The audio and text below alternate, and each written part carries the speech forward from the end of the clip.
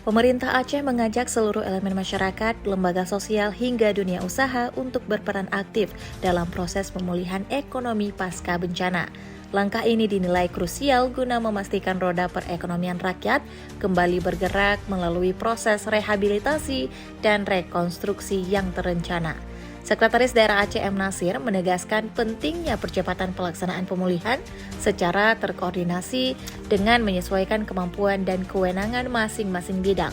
Ia meminta setiap perangkat daerah mengambil peran sesuai fungsi dan juga kapasitasnya agar proses pemulihan berjalan efektif dan berkelanjutan.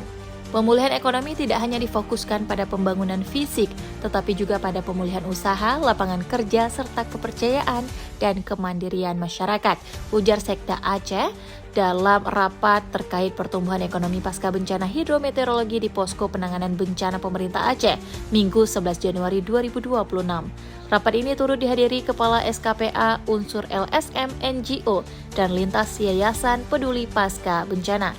Dalam upaya ini, Sekda menyoroti pentingnya dukungan dari civil society organization, yayasan, dan lembaga filantropi. Dukungan tersebut diharapkan hadir dalam bentuk pendampingan, penguatan kapasitas masyarakat, maupun penyediaan sumber daya.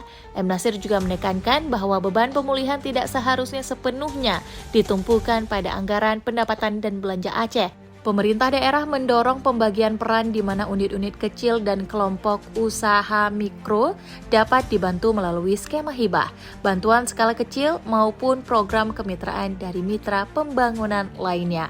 Terkait aspek pemodalan, pemerintah Aceh mempercayakan Dinas Koperasi dan UMKM sebagai motor penggerak utama.